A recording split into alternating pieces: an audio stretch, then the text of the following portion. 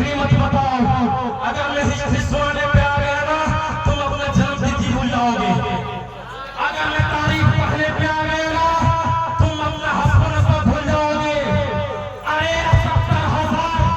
70,000 आलिमों को अंग्रेजों ने हिंदुस्तान की आजादी में सूली पर चढ़ाया था और वहां जाने कितने आलिमों को हिंदुस्तान में काले पानी का सजा काटना पड़ा था। हिंदुस्तान की आजादी में उलमा की हाथ है। हिंदुस्तान की आजादी में उलमा का हाथ है।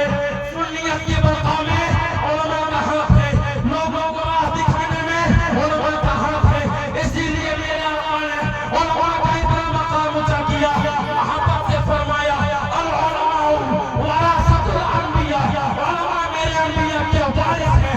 और मोहब्बत से आगे इरशाद फरमाते हैं मन साहबा आलिमन फकअन्नमा आलिमन फकअन्नमा साहिब अली। जिसने आलिम से मुसाफा किया गोया उसने मुझसे मुसाफा किया। और आगे इरशाद फरमाते हैं फमन ज़ारा आलिमन फकअन्नमा ज़ारनी। जिसने आलिम की ज़ियारत की गोया उसने मेरी ज़ियारत की।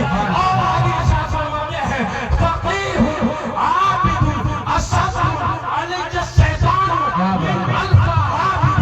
के एक फक़ीह आलिम 100 आबिदों पर भारी है। अगर मैं हिस्ट्री पढ़ने पे आ गया तो रातें खत्म हो जाएगी अल्हम्दुलिल्लाह। लेकिन ये महफूज फकीर थकेगा नहीं।